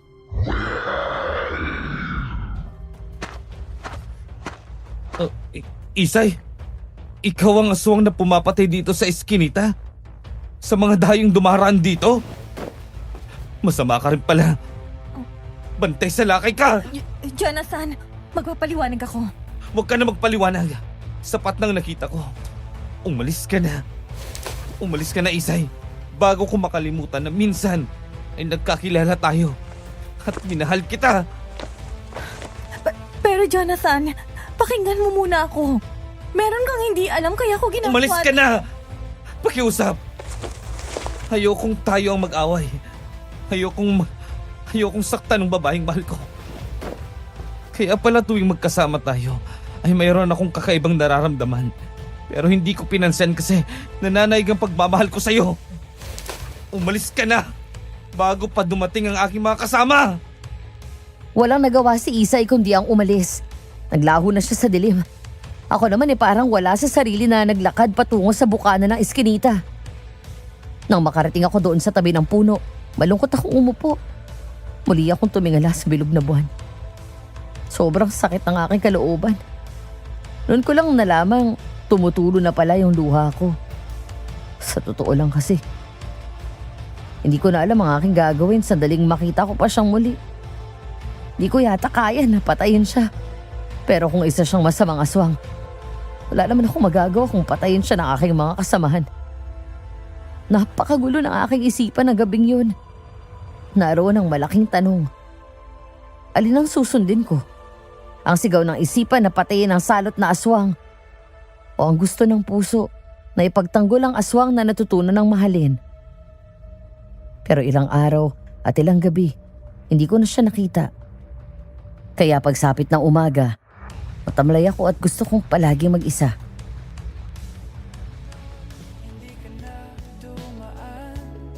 Jonathan, umiiyak ka ba? Hindi po, Lola Wilma. Napuwing lang pang mata ko. Umiiyak ka nga. Meron ka bang problema? Lolo, kayo madalas magsabi sa akin dati na hindi umiiyak ang mga lalaki. Dapat maging malakas at matibay ang kalooban. Kung sa labanan po kahit anong sugat ang maranasan ko, hindi ako iiyak. Kasi kaya kong tiisin ang sakit. Pero, mahirap pala kapag puso ang may problema. Hindi naman sa lahat ng pagkakataon ay mananag yung pagiging lalaki. Hindi ka hinahanang umiyak. Lalo na kung hindi mo na kaya ang nararamdaman mo. Mas makakaluwag sa iyong dibdib kung mayroon kang mapaghihinganan yung problema. Hindi po kayo magagalit kung sakaling sabihin ko sa inyo? Sige, sabihin mo sa akin kung ano yon para gumaan ang loob mo. Tatandaan niyo ba yung sinabi ko sa inyo na babaeng maganda na tumutulong sa akin sa pagbabantay? Yung si Isay. Oo. Natatandaan ko pero hindi ko naman nakikita kung totoo ba yon o imahinasyon mo lang. Sige, ano naman ang tungkol sa kanya? Naging nobya ko na po siya. Pero ilang gabi nang nakakaraan nung matuklasan ko na siya palang aswang na pumapatay sa eskinita. Oh? Nalaman mo na pala na siyang aswang? Anong ginawa mo? Pinabayaan mo lang na makatakas siya? Opo, kasi mahal ko siya. Meron siyang gustong ipaliwanag sa akin pero hindi ko na pinansin. Pinalis ko na siya kasi manunugis din ang kasama ko ng gabing yun. Ayokong mapahamak siya. Ay, pambira ka. Sana hinuli niya lang siya para mapaamin natin kung bakit siya narito. Tsaka kung isa na rin siyang kalaban. Kaya ang gulong-gulong isipan ko, Lolo Willie. Hindi ko alam ang gagawin ko kung makikita ko siyang muli. Umayos ka nga, Jonathan. Sinabi ko na sa'yo na habang nandito pa tayo at hindi natatapos ang problema natin, huwag mo akong tatawagin Lolo Willie, ang kulit mo. Pasensya na po. Sa susunod na makita mo ang babaeng yon, huliin mo siya at hiharap mo sa akin, ha? Tandaan mo, na mas mahalaga ang buhay ng Lola Wilma mo. Igaganti natin siya sa mga salot na yon sa kahit na anong paraan. Dapat nga malaman na natin ang kuta nila. Sige po, yun ang gagawin ko. Handa ko na ring tanggapin ano man na maging hatol ninyo sa kanya.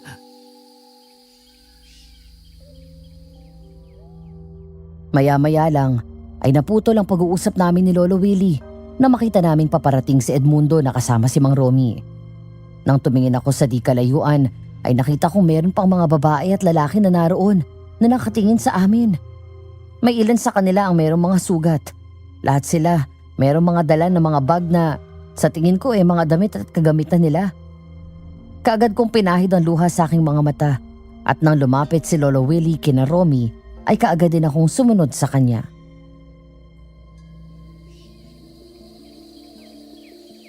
Ate Wilma, mabuti na lang at naisip ko na nandito ka kina Edmundo. Kaya naisip ko na yayain na dito ang mga natitira nating tagasunod para makaligtas kami. Bakit, Romy? Sumala kayo ba ulit ang mga kalaban natin? Kagabi ay natuklasan ng mga kaaway natin ang lugar na pinagtataguan namin. Sumalakay sila. Marami ang namatay sa aking mga kasamahan. Kami lang ang nakaligtas kaya ipinasya na naming umalis doon. Pwede naman kayo dito sa baryo namin. Kaya lang, ang magiging problema ay ang tirahan nyo.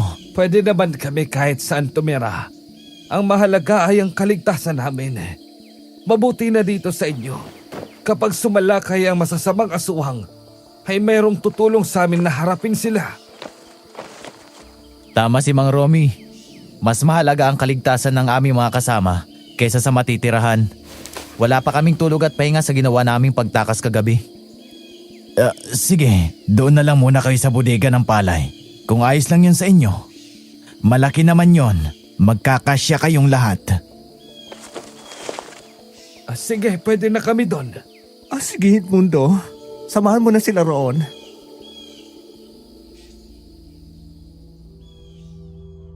Sumunod naman si Edmundo kay Lolo Willie. Inihatid niya sa bodega sina Mang Romy kasama ang iba pa para magpahinga na doon. Nang makapasok na ang lahat ng mga bisita sa bodega ay bumalik sa amin si Edmundo.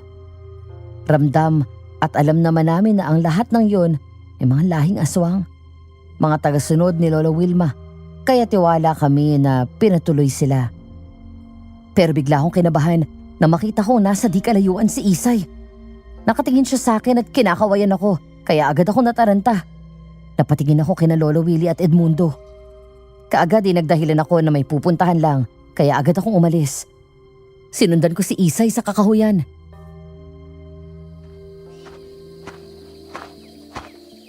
Bakit ka pa bumalik dito? Gusto mo ba talaga mapahamak? Di ba sinabi ko na sa'yo na umalis ka na? Baka makita ka na mga kasama kong manunugis. Hindi naman ako tuluyang lumayo sa'yo, Jonathan. Nasa paligid lang ako. At patuloy na nagbabantay. Nagpakita lang ulit ako sa'yo para bigyan kayo ng babala na kailangan niyong mag-ingat. Kanino kami mag-iingat? Sinabi ko na kay Lola Wilma ang tungkol sa'yo. Kaya bago ka pa nila makita, umalis ka na. Tsak nahuhulihin ka nila kapag nakita ka. Isay, kahit ganito, ayokong mapahamak ka.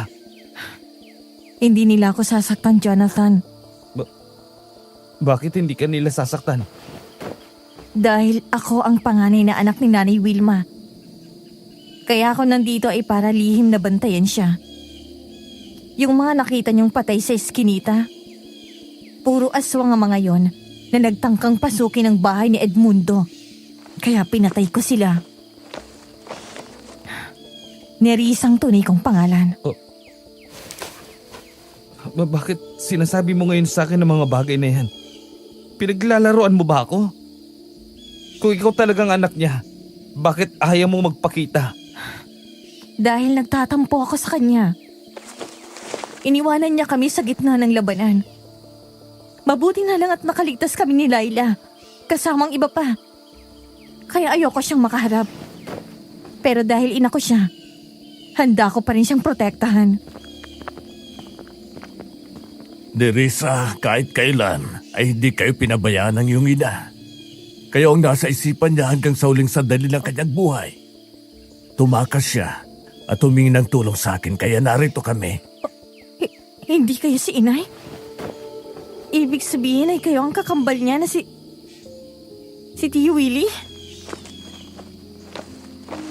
Ako ga ito. Nagpanggap lang ako na si Wilma para makapasok sa inyong baryo at hanapin kayo. Ang ibig niyo bang sabihin ay patay ng inay Wilma ko? Kaya siya tumakas nang magkahiwalay kami ay para humingi ng tulong. Ginawa niya yun kahit marami na siyang malubhang sugat. Oo. Na makarating siya sa amin, ay sinabi niya ang lahat ng nangyari bago siya namatay. Isa pala akong ngangal. Naiinis ako sa kanya kasi akala ko, ikaw ang aking inay. Akala ko pinabayaan niya kami. Ang kawawa kong ina. Nandito na kami, Nerissa. Igaganti natin ang iyong inay sa mga masasamang aswang na yon.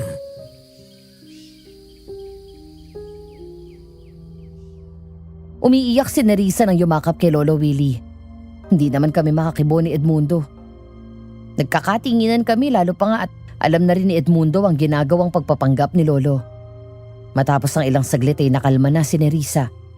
Pinahid niya ang luha sa kanyang mga mata. Muli siyang tumingin sa akin. Nagpabuntong hininga naman ako. Pigil ang aking ngiti, lalo na nga't hindi ko siya kaagad pinaniwalaan. Hindi ko alam kung anong nasa isipan niya.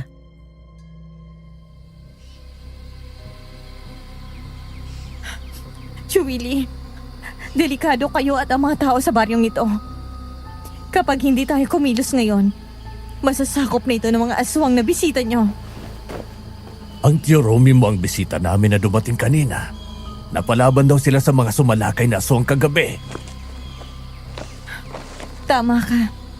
Napalaban nga sila kasi natagpuan nilang lugar na pinagtataguan namin. Silang mga traidor na aswang, Willie. Sila palang nagpapadala ng mga aswang dito para patayin kayo sa pag-aakala na kayo ang aking ina. Pero bakit naman niya gagawin yun, Nerissa? Hindi ba't magpinsan si Romy at ang ama mo na si Kiko? Bakit naman niya kakalabanin ang kadugo niya? Dahil sa kapangyarihang mamuno sa mga aswang. Natuklasan namin na siya rin ang nagpapatay kay Itay. Ang Abner na yun na dati kong manliligaw ang pumaslang kay Itay. Yun yung lalaking kasama ni Mang Romy, di ba? Tama ka. Hindi nagtagumpay ang mga inutusan nila na patayin kayo. Kaya silang lahat nang pumasok sa teritoryo nyo. Mamayang gabi, isasagawa nilang pagsalakay, Willie. Muntik na tayong maisa ng mga loko na yun ah. Mabuti na lang pala at nagpakita ka dito, Nerissa. Mabuti rin at sinundan namin si Jonathan. Anong plano mo ngayon, Lola Wilma? Lolo Willie. Marami sila. Hindi natin kakayanin kung tayo lang dahil nakapasok na sila sa baryo. Halika kayo dito at ipapaliwanag ko ang plano.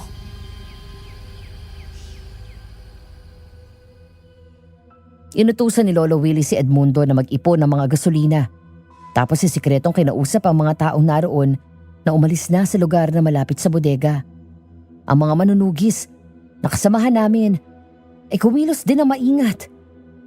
Si Nerissa naman ay umalis para tawagin ang lahat ng mga tagasunod nila na natitirang buhay at may kakayahan pang lumaban.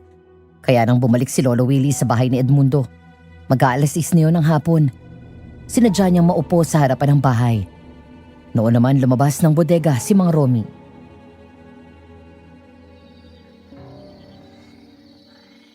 Parang madalang yata ang nakikita kong tao sa paligid. Ay, tama ka.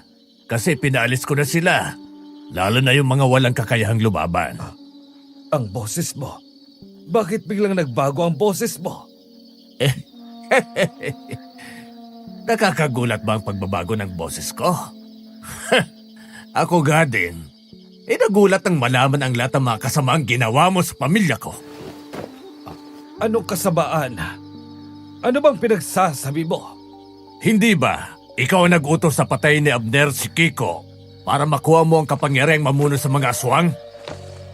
Akala mo, kapag nawalan si Kiko, ay ikaw na ang mamumuno. Pero ang mga kalahin nyo, ang kapatid kong si Wilma ang itinuring nilang bagong pinuno. Sino ka bang talaga? Parang ang dami mong alam ah. Saan mo naman nakuha ang mga kwentong yan? Sa amin. Kami nagsabi sa kanya ng lahat ng kasamaang ginawa mo. Lahat ng pagkukunwari mo, magkakaroon na ng katapusan ngayon. Walang hiya ka, Jerome. Pinatay mong mga magulang namin.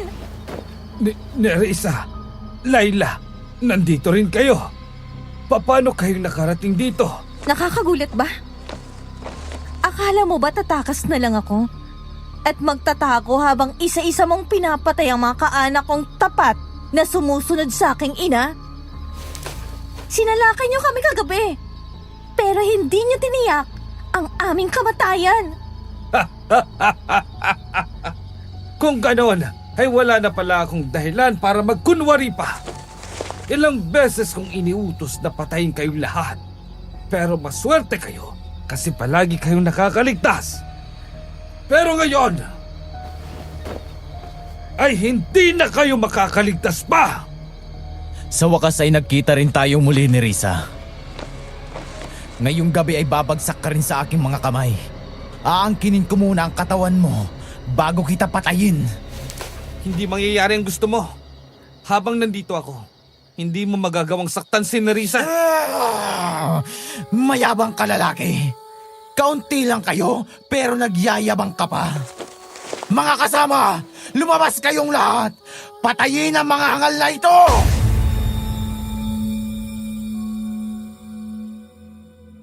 Nang sumigaw si Abner ay naglabasan nga sa loob ng bodega ang mababangis na aswang. Pero hindi nila inaasahan ang sumunod na nangyari. Paano nga ay sumalubong sa kanila ang mga sibat na kawayan na may nakabalot na nagliliyab na tela na merong gasolina. Kaagad na tinamaan sa katawan ng mga unang aswang na lumabas ng bodega. Galing sa mga manunugis ng aswang na kasamahan ni Edmundo ang mga sibat na yun. Kasunod ay naglabasan na rin sa pinagtataguan sina Edmundo. Mga bote naman na merong lamang gasolina at merong mitsa ang mga hawak nila. Sinindihan nila ang mga mitsa at inihagis sa mga aswang. Para yung dinamita na sumabog.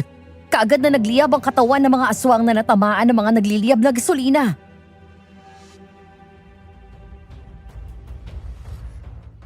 Hindi lang yan ang inihandang sorpresa sa inyo ni Lola Wilma. Ni Lolo Willie. Nerissa, utusan mo na ang mga alagad mo. Alam na nilang kanilang gagawin. Mga kasama! Tapusin na natin ang mga hangal na to! Nandito rin ang mga tawan mo ni Risa. Akala ko kami ang nakaisa sa inyo. Kami pala ang nahulog sa mga bitag nyo. Pero wag muna kayong magsaya dahil hindi pa tapos ang laban. Papatayin kita ni Risa! Ako ang harapin mo, pangit na aswang! Humanda ka! Tiyan! Sige! Ikaw na muna ang tatapusin ko! Pangas ka? Ikaw siguro ang dahilan kaya hindi ako matanggap ni Nerissa! Nang kaharap nga kami ni Abner, yon ang ikalawang pagkakataon na nagkaharap kami. Naging mabangis at madugo ang paglalaban. Aaminin ko na talagang malakas at mabangis si Abner. Maliksi din siyang kumilos, kaya kahit ilang beses ko siyang inatake, hindi ko siya tinamaan. Na makabuela siya, ay siya naman ang umatake. Kinalmot ako, kaya iniwasan ko yon pero inabot pa rin ang mahaba niyang kuko ang aking dibdib. Naramdaman ko ang hapdi kaya alam ko na nasugatan niya ako. Pero hindi ko inalis sa kanya ang aking paningin, kaya nang muli siyang kumilos muli kong sinalubong. Naglaban kami ulit. At sa pagkakataong ito ay ako naman ang nakalamang sa kanya. Tinamaan ko siya sa tiyan kaya lumuwa ang kanyang bituka. Matapang at magaling ka pala, Jonathan. Karapat dapat ka lang talagang maging alalay ng pinuno. Dahil hindi na ako papayag na isa pa sa mga mahalagang tao sa buhay ko ang patay nyo. Paano ba yan? Nakalawit na ang mga longganisa sa tiyan mo. Hangal! Ginawa mo pang lungganisa ang mga bituka ko. Papatayin kita! Ganyan nga. Mapikong ka lalo para lalo kang magalit. Gusto ko yan kasi mawawala ka sa diskarte sa labanan. Baliw ka na! Mahinang klase ka palang aswang eh! Mahina pala. Dudurugin kita! Parang asong ulol na nga si Abner nang muling sumugod. Wala na siyang pakialam kahit tamaan siya ng armas ko. Hindi niya ininda noong una, pero nang tamaan siya sa leeg ng talim ng aking armas, napaatras siya ng sumirot ng dugo doon. Tinutop niya yon at umatras. Noon niya napansin na may sugat na rin siya sa kanang dibdib. Nang maramdaman niya na dehado na siya sa aming labanan, bigla siyang umatras at tumakbo. Pero hinaharang siya ni Nerissa. Nagulat si Abner na humaba ang mga kuko ni Nerissa at dukutin ang kanyang puso. Nerissa, Para yan sa ama ko na pinatay mo. At ito naman ang para sa aking ina. Ihahandog ko sa kanyang ulo mo. Kaya pupugutin ko ito!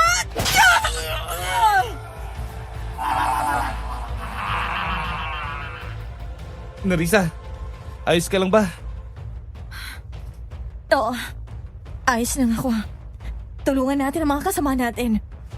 Sige, hanapin ko muna si Lolo Willie. Nakita kong hinabol niya si Mang Romy. Magkita na lang tayo mamaya. Sige, mag-iingat ka, Jonathan. Kaagad ko ang hinanap si Lolo Willie. Pero may mga aswang pa na sumugod sa akin para pigilan ako. Kaya sila ang hinarap ko. Kagaya ng ibang mga aswang ay malalakas din sila. Pero mayroong mga mabubuting aswang na tumulong sa akin. Yun ang mga tauhan ni Nerissa. Sila ang humarap sa mga aswang na kalaban ko. Nakita ko ang mabangis at madugo nilang labanan. Pangil sa pangil, lakas sa lakas. Kaagad akong umalis doon para hanapin si Lolo Willie hanggang sa makarating ako sa likuran ng bahay. Doon ko nakita si Lolo Willie na kinakalaban ng isa pang aswang. Lolo Willie! Nasaan si Mang Romy? Inabol ko siya kanina, pero inarang ako ng mga ito. Tumakbo siya doon sa eskinita. Habulin mo siya. Kaya niyo na bang tapusin mga yun, Lolo Willie? Oo naman. Ano ba, akala mo sa akin? Mahina? Ay, sige na. Sundan mo na si Romy. Huwag kang pumayag na makatakas pa siya, ha? Sige, Lolo. Magkita na lang tayo mamaya. Nagmamadali akong pumunta sa eskinita. Pero nang makarating ako ron, bahagya akong natigilan. Paano ay tahimik na tahimik doon? Nang tanawin ko ang kahabaan ng eskinita, nakarinig ako ng mga tahulan ng aso. Kaya natiyak ko na meron silang nakikitang nakakatakot. Kaya marahan akong humakbang papasok sa eskinita. Naging mailap ang aking mga mata. Mahigpit ang hawak ko sa aking mga armas. Nagpatuloy ako maglakad ng maingat. Hanggang sa makarinig ako ng kaluskos sa halamanan sa bandang unahan. Kaagad ko yung pinuntahan at hinawi ang mga dahon. Pero wala akong nakita roon. Nang lumingon ako sa likuran ko, naroon na si Mang Romy. Bago pa ako makaiwas ay kinalmot na niya ako sa likuran. Aray! Traidor talaga kayong mga aswang! Sa akala mo pa ay makakaya mo akong pigilan, ha? Wala ka nang tatakbuhan. Patay na si Abner at ang mga tauhan mo. Unti-unti na silang nalilipol. Kung ganoon, ay papatay na rin kita. Sinira niyo ang mga plano ko, kaya humanda ka! Ah! Ikaw ang tatapusin ko ngayon, Jerome! Tumigil ka, Layla! Hindi ako matatakot sa isang kagaya mo! Mula nang maiwanan kami ni Inay, tinuruan na ako ni Ate Nerissa kung paano kontrolin ang aking kakayahan. Aaminin ko na wala ako na itulong sa aking mga kasama noong mga nakaraan. Pero ngayon, kontrolado ko ng aking lakas at kakayahan. Kaya humanda ka! Napaatras si Mang Romy. Nanlaki ang mga mata niya na parang takot na takot habang nakatingin kay Layla. Humakbang palapit sa kanya si Layla. Nilampasan niya ako habang lumalapit kay Mang Romy. Pinabayaan ko naman siya dahil nakita kong natatakot sa kanya si Mang Romy. Hindi ko alam kung bakit kasi hindi ko naman nakita na nagbago ang anyo ni Laila. Nanatili pa rin siyang isang magandang batang babae. Ikaw pala ang pinili ng mutya. Sa akin nga isinali ng aking amang mutya ng aswang. Nataglay ng isang pinuno. Habang hindi ko pa ito kontrolado, ang inay Wilma ko munang tumayong pinuno. Pero naging gaman ka sa kapangyarihan, kaya magbabayad ka ngayon! Huwag mo akong papatayin. Maawa ka sa akin. Hindi ko naman gustong gawin yun eh. Kung bubuhayin mo ako, ay magsisilbi ako sa iyo sa buong buhay ko. Tapusin mo na ang hangal na yun, Laila, para matahimik ng lahat. Dahil alam ni Mang Romy na wala siyang magagawa sa taglay na lakas ni Laila, ay tumakbo ito ng mabilis palabas ng eskinita. Tininan lang siya ni Laila pero nang kumilos si Laila ay para siyang hangin na naglaho sa aking paningin. Alam ko na hinabol niya si Mang Romy, kaya sinundan ko na rin yun. Tumakbo ako ng mabilis para humabol sa kanila hanggang sa makalabas ako ng eskinita. Hinanap ko sila sa kalsada, hindi ko sila nakita ron. Hanggang sa mapatingin ako sa malaking puno na palagi kong tinatambayan. Nakita kong sinakal ni Laila si Mang Romy ng isang kamay lang. Iniangat niya yon sa lupa. Pinigaan niya ang lalamunan ni Mang Romy hanggang sa mamatay yun. Tapos ilang beses pa yung inihampas-hampas ni Laila sa lupa sa sobrang galit. Maya-maya lang bumagsak din si Laila at nawala ng malay. Laila? Laila? Ayos ka lang ba? Nawalan lang siya ng malay. Kailangan lang niyang magpahinga para makabawi ng lakas. Kanina ka pa ba dyan? Oo, nakita ko nangyari. Hindi lang ako lumapit dahil kapag ganung pagkakataon, walang makakapigil kay Laila. Ang lakas at ang bangis pala ng kapatid mo ni Risa. Pinatay niya ng isang kamay lang si Mang Romy. Taglay kasi niyang pinakamalakas na mutya ng pagiging aswang. Yun ang mutya ng pinuno. Walang sino mang aswang ang makakatalo sa kanya. Pero nagawa nilang patayin ang itay mo. Nagtiwala kasi siya kay Jerome. Kaya patrider siyang pinatay matapos pakainin ng atay na baboy na may lason. Pero kung harap-harapan, tsak na hindi nila kakayanin si Itay. Ako na magbubuhat kay Laila. Nawalan siya ng malay. Bata pa kasi si Laila. Bata pang katawan niya. Kaya kapag ginagamit niya ang kakayahan niya, labis siyang nangihina. Kaya madalas, nawawalan siya ng malay. Muli kaming pumasok sa loob ng eskinita. Nang makarating kami sa harapan ng bahay ni Edmundo, ay tapos na ang kaguluhan. Namatay na ang lahat ng mga tauhan ni Mang Romy at Abner. Nang makita ng mga yon na papalapit kami at kalong ko si Laila, ay nagyukura ng mga ito bilang paggalang sa pinuno nila. Isa sa mga lalaking aswang ang lumapit sa akin at kinuha si Laila. Kaya naman marahan kong ipinasa yon sa kanya. Si Nerissa naman ay lumapit kay Edmundo.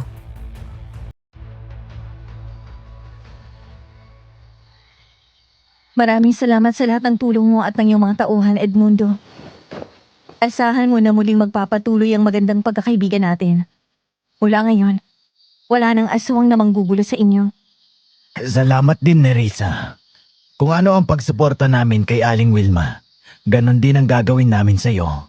Asahan mo na walang sino mang taga rito ang mananakit ng mga aswang sa baryo nyo. Salamat. Siya nga pala, Chuwili. Marami pong salamat sa lahat ng tulong niyo. Babalik na kami sa aming baryo. Gusto niyo bang sumama? Ay sige, tayo na para matiyak ko muna na maayos na rin ang lahat sa baryo nyo. Oo nga. Sasama muna kami sa inyo para gawin ang bahay niyo. Marami ng sira yun eh. Edmundo, ihatid natin sila. Sige, sasama din kami pero magpapaiwan na ang mga kasama nating nasugatan ng malubha para magamot na ang mga sugat nila.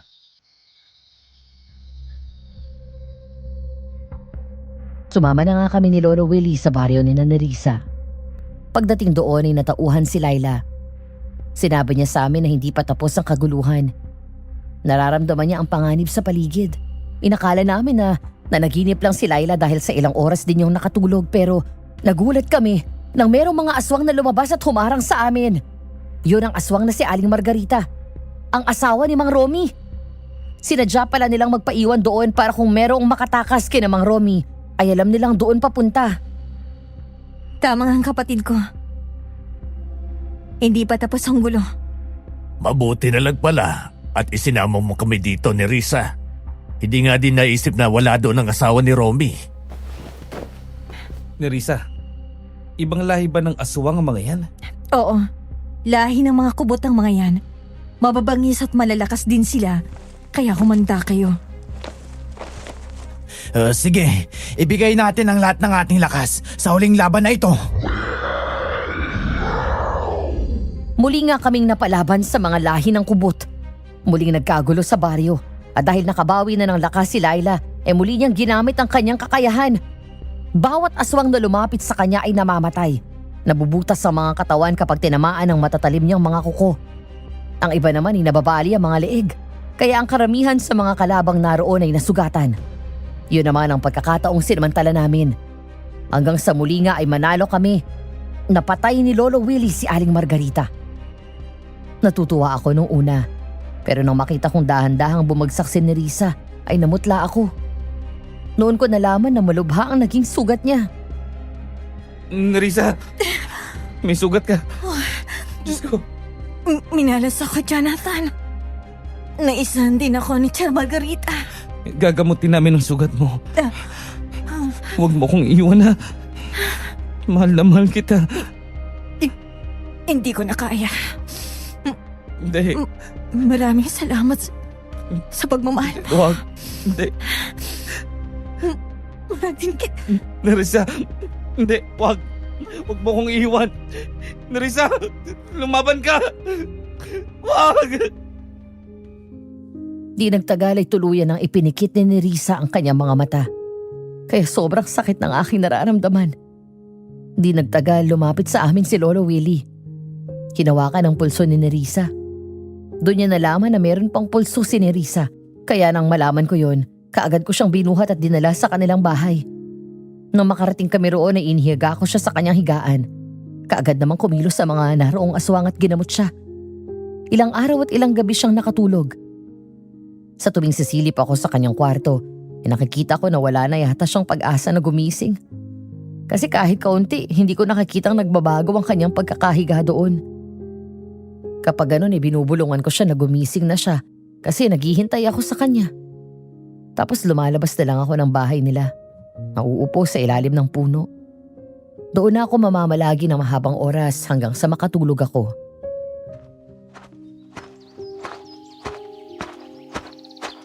Bakit dito ka natutulog? May kwarto naman sa loob ng bahay Inihintay kong magising si Nerissa. Nasasaktan ng kalooban ko kapag nakikita ko siya sa ganung kalagayan. Gising na ako. Ano ka ba? Oh. Nagsasalita ka pala na natutulog? Idilat mo nga yung mga mata mo. Panaginip lang ba to? Hindi ka na nanaginip. Nagising na talaga ako. Ginising ako ng mga bulong mo sa akin. Nainip ka ba sa paghihintay? Gising ka na nga. Sa wakas, nagbalik ka na sa akin. Huwag mo na ulit gagawin yun na. Natakot talaga ako. Akala ko iiwanan mo na ako.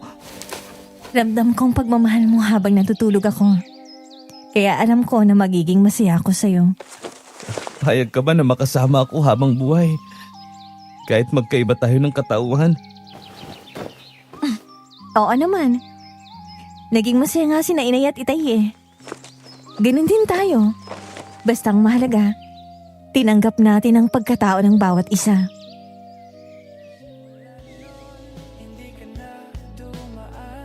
Hindi na ako kumibo.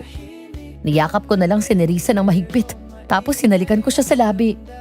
Noon namin napansin si na Lolo Willie at Laila na nakatayo sa di kalayuan. Masaya din sila.